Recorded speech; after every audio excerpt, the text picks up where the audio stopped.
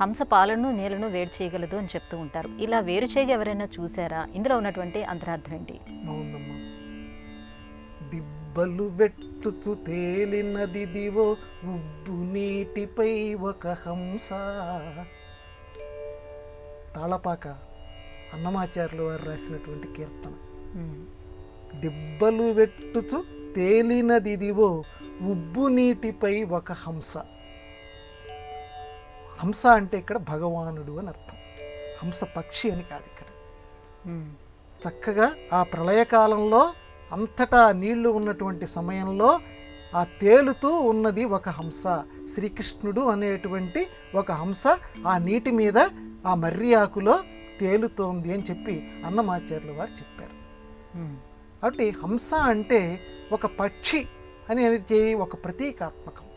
హంసటండి పాలని నీళ్ళని వేరు చేస్తుంది. చూసిన వాడు ఎవడన్నా ఉన్నాడా? హంసలో ఇప్పుడు అసలు హంస అనేది పాలు నీళ్లు వేరు చేయటం అనేటువంటి దాన్ని ఎవరైనా చూసారా అంటే మనం విస్పష్టంగా చెప్పాలంటే లేరు. అసలు హంస అనేది ఇప్పుడు కనపడుతోందా అంటే చూసినటువంటి వాళ్ళు కూడా లేరు. కానీ దేవత మన కావ్యాల్లో అన్నింటిలోనూ హంసలు వర్ణించబడ్డాయి. ఎందుకంటే హంస దౌత్యం అని మన కావ్యమే ఉంది. శృంగార నైషధము, నైషధీయ చరిత్రము, వీటన్నిటిలోనూ హంసలు రాయబారం చేసినట్టుంది.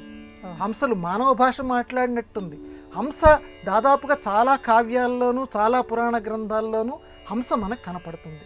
కానీ ఇప్పుడు చూసిన వాళ్ళు జాతుల్లో నీకు హంస ఎక్కడైనా కనపడుతుందా? లేదు. కానీ మరి ఎందుకండి అలా వర్ణించారు? హంసను ఎందుకు వర్ణించారు? హంస అంటే ఇక్కడ ప్రతీకాత్మకము, ఒక గొప్ప శక్తి కలిగినటువంటి ఒక జాతి హంస. దాని కింద మనం పరిగణించాలి. పాలు నీళ్లు అని అంటే మంచి చెడు, మంచిని చెడుని విడగొట్టగలిగి ఇది ఇదిరా ఇది ఇదిరా నువ్వు తేల్చుకో, నువ్వు మంచిని అనుసరిస్తావా చెడుని అనుసరిస్తావా నువ్వు తేల్చుకో అని చెప్పగలిగినటువంటిది హంస. అంటే ఒక ఉత్తమ జాతి పురుషుడో లేకపోతే స్త్రీయో వాళ్ళకి ప్రతీక కింద మాత్రమే మనం హంసని స్వీకరించాలి. మరి మీరే ఆధారంతో చెప్తున్నారండి?